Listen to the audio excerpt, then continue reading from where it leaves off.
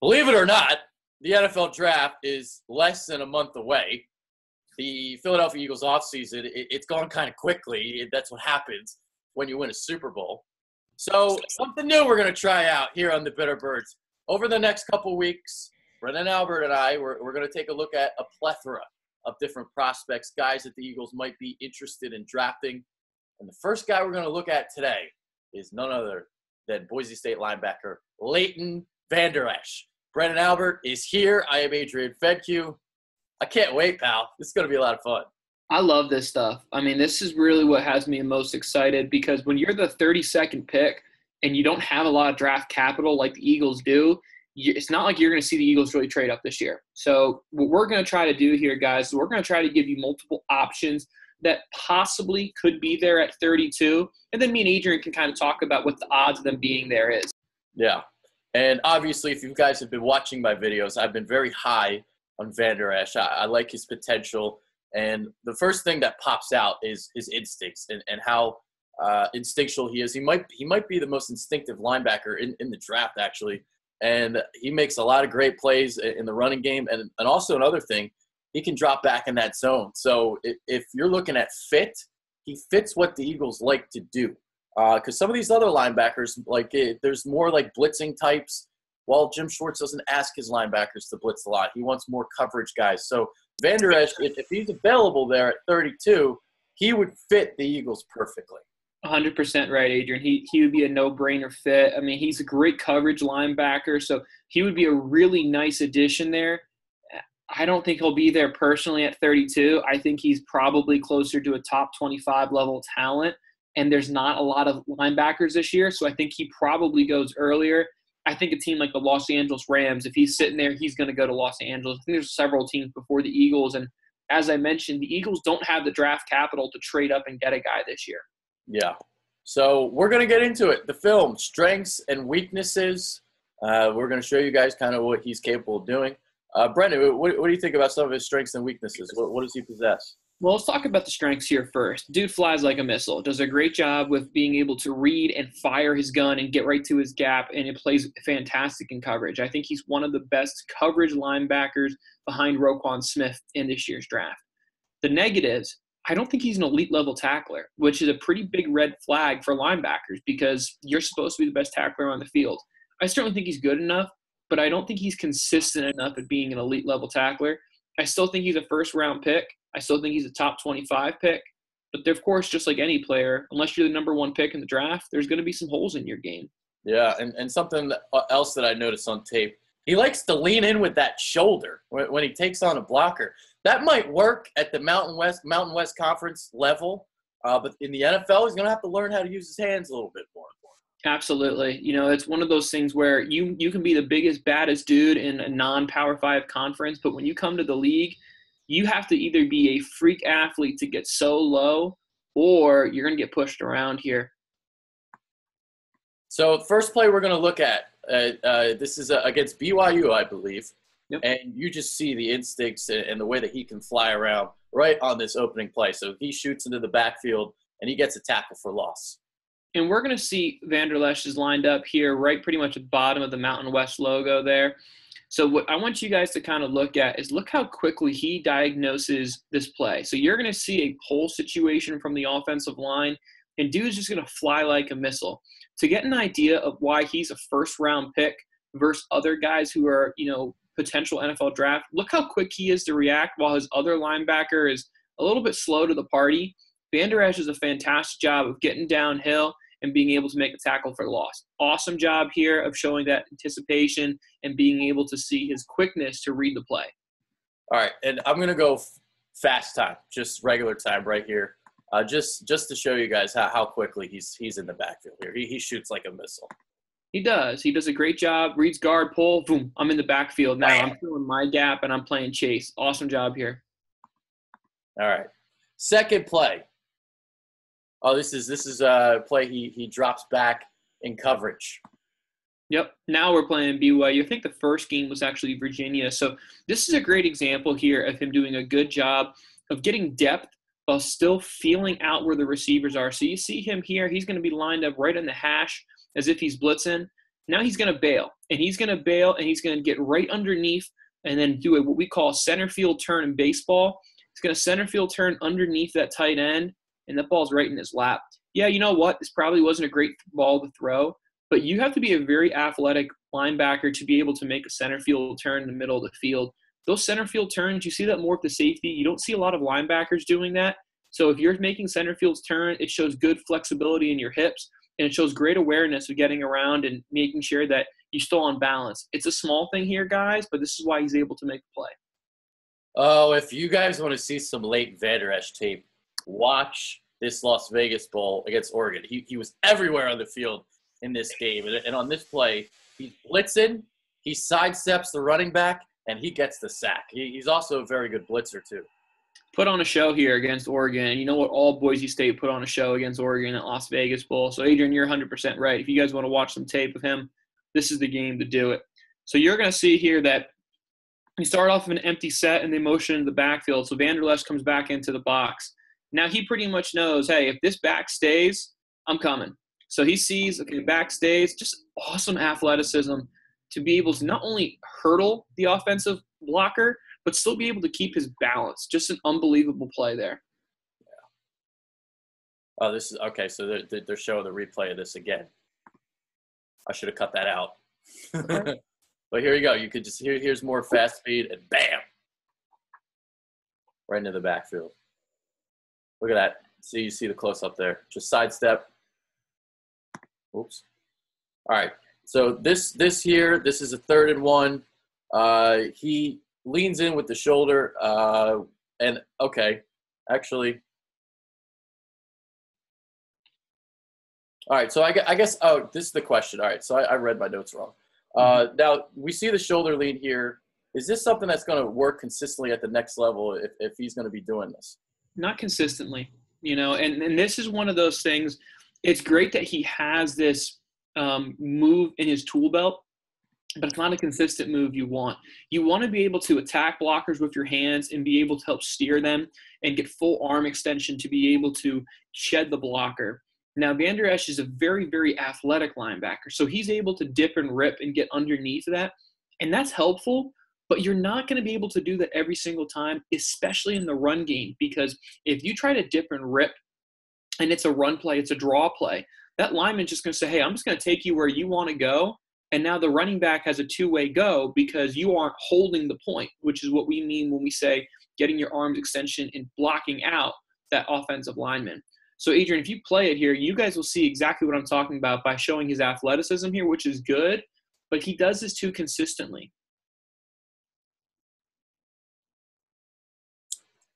This is the wrong play. This is This is play number 4. I read my notes wrong. It's okay. That's my fault right from the beginning. That's why I got confused. All right, so I was looking at the wrong play. All right, so we'll get back to the play with the shoulder lead.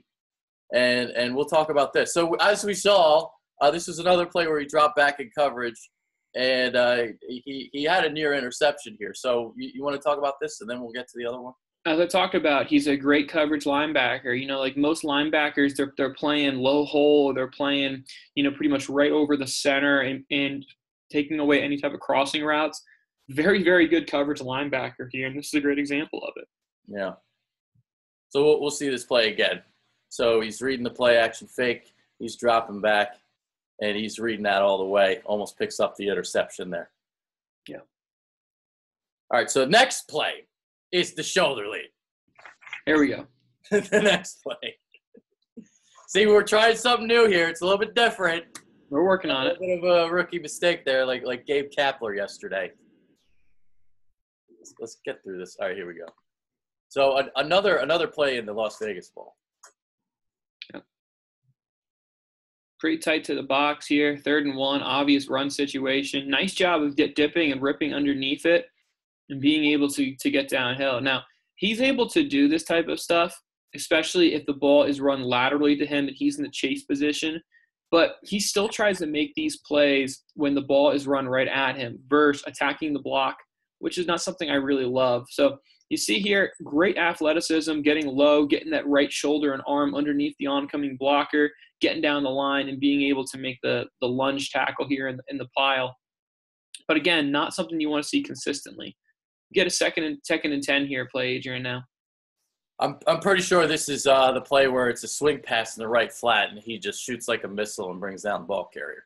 Yeah, and Oregon does a great job of all this deception. So if this is that, what you're going to see here is a little fake. Okay, now we're going to be able to throw the quick pass. And you're going to see here that Vander Esch does an awesome job of breaking down, getting square. Now here's what I don't love.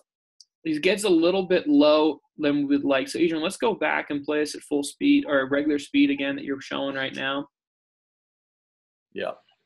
What you're going to see here, guys, is Vander Esch drops his head a little bit versus dropping his weight in his hips and being at a little better pad level. It's a small thing, okay? I understand that. We're nitpicking. But you know what? In the NFL, small things go from a tackle to a touchdown. A little bit of a head drop there, but Vander Esch is a very, very good at playing in space. So the key thing to take away if you're being positive, Paul, hey, we're able to get over the top, perfect. If you're negative, Nancy, you know what? We're lunging a little bit here. There you go. He was in the right spot, though. In the right spot, yeah. Yep. That's the first part of the battle. Yep. All right, next play. Quick diagnosis, gets through the traffic. Nope, that's not it. This is all right. So this is a play. All right, so he doesn't always hit the running back squarely when he's making tackles. Yeah. And what I mean by that is if you make a tackle square and you're playing downhill, you're not letting that running back get an extra yard or two. And this is an example of that on this occasion. Yeah, absolutely. You know, as I talked about, Vander Esch, I think, is more of a finesse linebacker than a thumper linebacker. And there's nothing wrong with that. You know, there are two types of linebackers. There's your floaters and your thumpers. I think he's more of a floater. So when you look at him here, this is me a great example of exactly that. Adrian does a great job of scraping, getting lateral, get underneath the trash. And then, you know, this is not necessarily an easy play for him. So he still is able to wrap up, and we call it a Gator Roll, where you roll on top of that leg of that running back to try to force him down. Yeah. So he got an extra yard or two instead of if he would have hit him square, would have been a minimal gain there. Mm-hmm. Let's see. I probably should have done a better job with preparing for this. Sorry, okay. It's perfect. You know what? I should ditch the paper. I can't go to the paper and the type is too small. It's too small. Jason Kelsey's too small. Love it. Okay, so this is another one where he makes a quick diagnosis. He gets through the traffic and he makes the play. Yeah, against a top 10 quarterback here too. Might I add? Great job here, moving lateral. Now we see him do a little bit of a job here that I want to see him improve on. Right, we need to do a little bit better of a job at being a little more aggressive, getting quicker downhill. I got these plays all mixed up, dude. That wasn't the play that I thought it was going to be. What's this one here?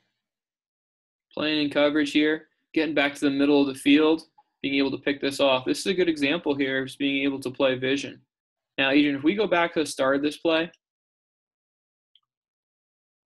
Yeah, all right. So you know what this other play was? I skipped some plays that when I edited this again, I screwed up. Because there were plays that were supposed to be here that aren't here. So that's my fault. All right, so this play here, this is one where I believe this is where he gets overwhelmed by a blocker, and because he doesn't use his hands. Yep, exactly right. So that's what this is. So that's my fault again. I edited this all wrong. These notes aren't even right. I'm ripping up the paper. It's not working. So we're going to see Vander Esch here. He's going to be on the near hash, and we talk about playing off of your hands. Gets his hands out late, and now he's getting bullied. Now he's getting bullied backwards. This is not what you want to see from a linebacker, man. I mean, look, this is Wyoming. Wyoming would be lucky if they have 3 guys in the NFL next year because that's not a very deep roster, and he's getting bullied around here. He's got to be quicker at getting his hands out. See how his hands are down to his hips? He's late.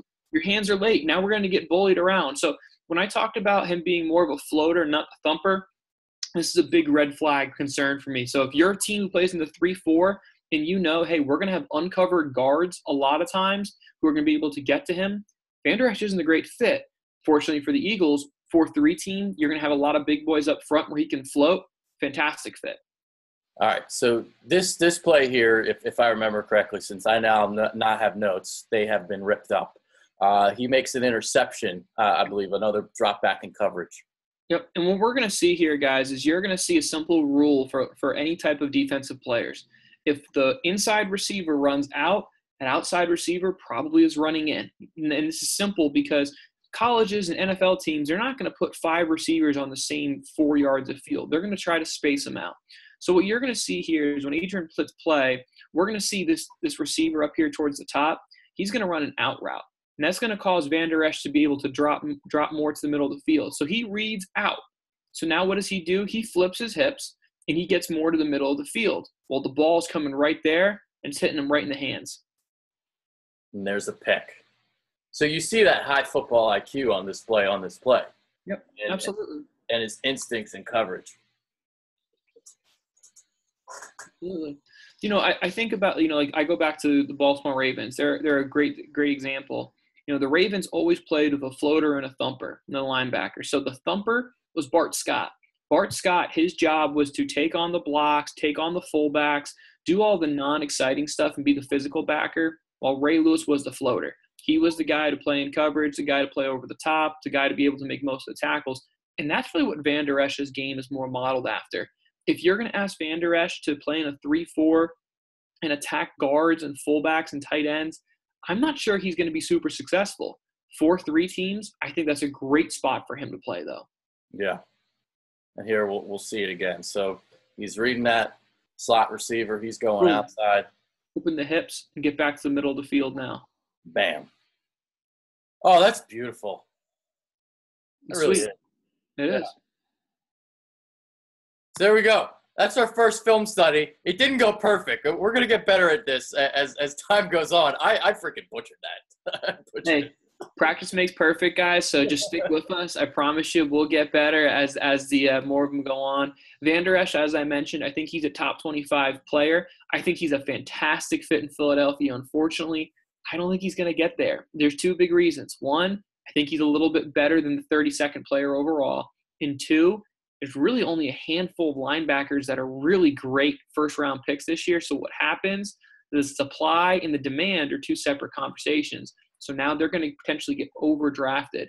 If Vander Esch goes in the top 15, I'm not surprised. I think his talent's probably closer to 15 to 25. But if he goes earlier, I think it's going to be one of those situations where a team says, look, we need a linebacker. There's not a lot of great linebackers in the 2nd and 3rd round. Let's overdraft one now, and then we'll figure out a receiver or a defensive back later. Yeah, so the next guy we're probably going to do, I've been watching some Malik Jefferson tape, so we'll probably look at him, guy that's super athletic. And if his instincts get a little bit better, I think he could be something at the next level. And then maybe we'll look at Rashaan Evans too. I've been looking at him as well. Although I don't really think he's a fit because he blitzes a lot and he plays on the line of scrimmage a lot as a pass rusher. And obviously with what I talked about earlier, Eagles want a guy that's going to be more of a coverage linebacker, more so than a blitzer. Yeah, absolutely. I think both of those names are guys who are probably a little more realistic to be there, closer to 32. Yeah. Another guy, he wouldn't be a 32. I think he's probably a top 32 to 50 pick would be Josie Jewell from Iowa. Yeah. But the unfortunate thing is the Eagles don't have a pick between 32 and 50. So that would be a player that we could happily review for you guys, but understand that in order for him to wear the green and black Philadelphia, Eagles would probably have to trade back on 32, which I think is pretty realistic, Adrian. Yeah, and that's something I would definitely seriously consider, especially if you don't have a pick in the 2nd and 3rd round. So you fall back, you get a guy in the 2nd round, you get a guy in the 3rd round. That's something I'd be very interested in doing. So definitely there. Other guys that we're probably going to do. So anybody that the Eagles probably interview, because as we've seen in the past, if they interview somebody, it's a good chance that they're going to draft him. That they obviously get an allotted amount of interviews, or I should say visits, to Philadelphia. So I know that Darius Geis is a guy that they're interested in. Justin Reed is a guy that's been mentioned. So we'll get through all those guys. Yeah, Christian Kirk, wide receiver from Texas A&M. I mean, there's a lot of different options Eagles could go at 32. So here's the thing. Me and Adrian, we're going to try to break down film for these guys. But in all likelihood, they could draft someone that we haven't had the chance to break down. So We'll do our best, guys. If you'd be so kind, in our comment section, let us know who maybe do you want the Eagles to draft. And after me and Adrian get through some of our hot topic names that we think are realistic, we'll happily put in some of those guys for you. All right, so that's our first show. It wasn't perfect, but hopefully you guys enjoyed it. That's Brendan Albert. I'm Adrian Fedke. More of these coming. A lot more. Take care. Appreciate it.